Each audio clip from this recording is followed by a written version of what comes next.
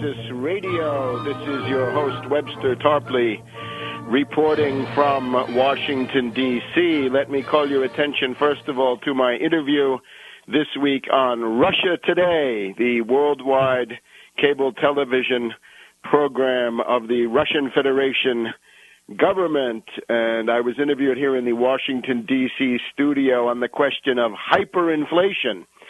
This was based on an article which I had written in the Rock Creek Free Press, the current edition, which is available in the Washington, D.C. subway system in various kinds of drop boxes and so forth.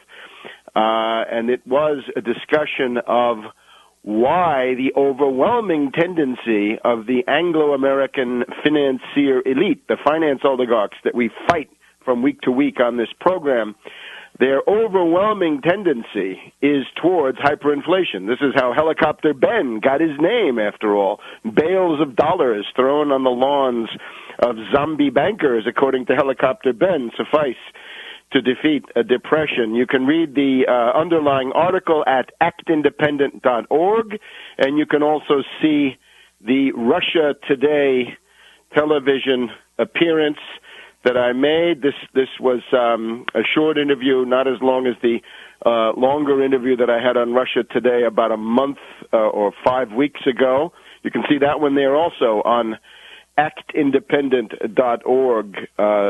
So do take a look. We'll talk more about hyperinflation. We're going to be talking more and more about the Weimar Republic and the Weimar hyperinflation. Of course, Weimar Republic, Germany from 1919 to 1933, tragic period.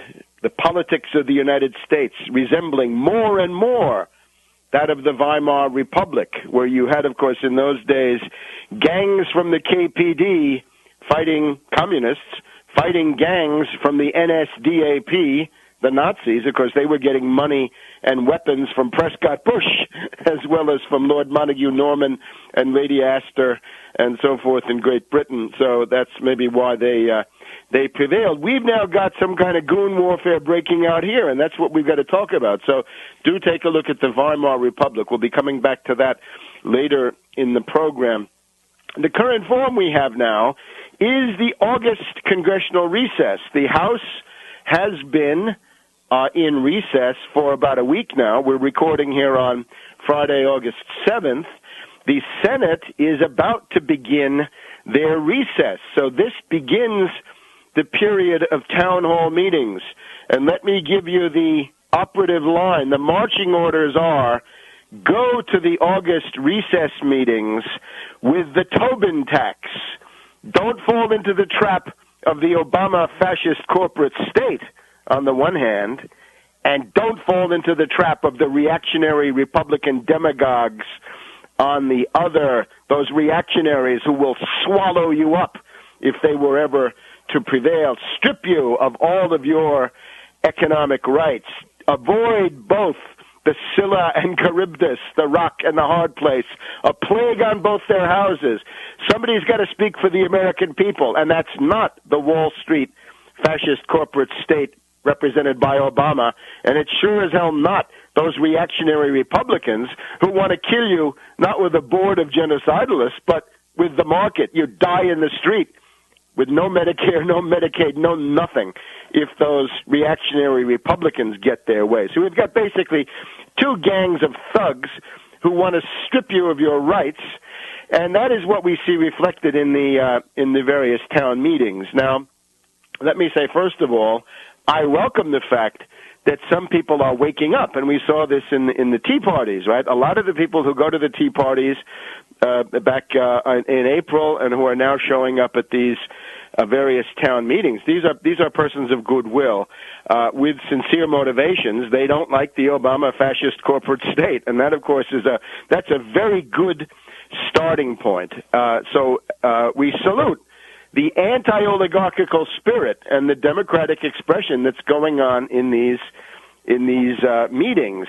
However, we are also not blind to the fact that you've got massive Republican operatives moving in to try to take over. As soon as we had the Tea Parties, we called your attention to these two aspects, right? The very good motivation of a lot of the rank and filers, the actual grassroots people, but the very sinister intervention of demagogues like Newt Gingrich. Think of what he did to you back in the 1990s. Have you no historical memory? How could Newt Gingrich show up at the New York Tea Party and not be greeted with a bombardment of rotten tomatoes and rotten fruit and rotten eggs? Similarly, we've now got a rundown on the various Republican reactionary right-wing extremist think tanks. These are apostles of the Austrian school and the Chicago school, as listeners know.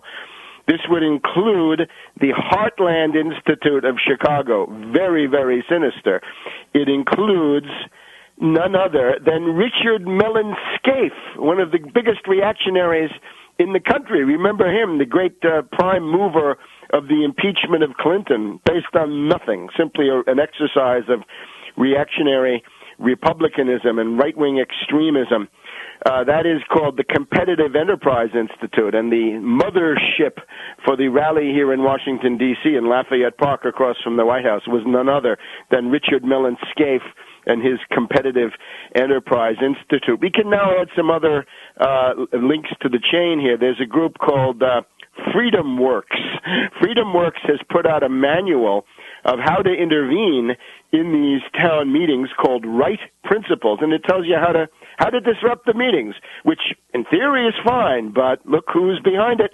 This is none other than Dick Armey. It's not Newt Gingrich, it's Newt Gingrich's second in command, Dick Armey, the Republican majority leader of that reactionary gang of thugs in the Republican-dominated House of Representatives back in the 90s. The impeachment gang, I suppose we can call them that. Dick Armey of the Freedom Works. We've also got the Cantel Medical Group. This is a charming lady who was responsible for various shenanigans back during the Clinton era. We've also got the Bonner Associates. So I think the basic model for what happens at these meetings is 40 or 50 persons of goodwill show up, one or two professional loudmouth Republican operatives show up, and they're the ones who do the talking. I call your attention to a critical point. In one of the tapes that you can see online of what goes on in these various meetings, a guy gets up and starts to ask a really embarrassing question for the Democratic congressman. How come you guys are not advocating single payer? Whatever you think is single payer, that is what the majority of the Democratic Party would like to have, of the voters. That's what they thought they were voting for with Obama. And this guy, who's not Obama, he's not the fascist corporate state. He would represent a minority. Well, it's the view of the Democratic Party grassroots, not of the Congress. The advocate of single payer is shouted down by a bunch of reactionary Republican thugs, and those are not average people. Those are the operatives. So as soon as I saw these interventions, you remember, I think 2 weeks ago, I said, this looks a little bit like that riot in the hallway of the government office building in Florida back in November of 2000, when you had a bunch of loudmouth Republican thugs chanting and chanting to try to stop the vote count that might have kept Mad Dog Bush Sr. out of the White House. Remember how well we fared with Mad Dog Bush Sr., and it turned out that crowd was exclusively made up of Republican operatives. They were all members of congressional office staffs of the reactionary Republicans. So we'll be back in a minute with more on this.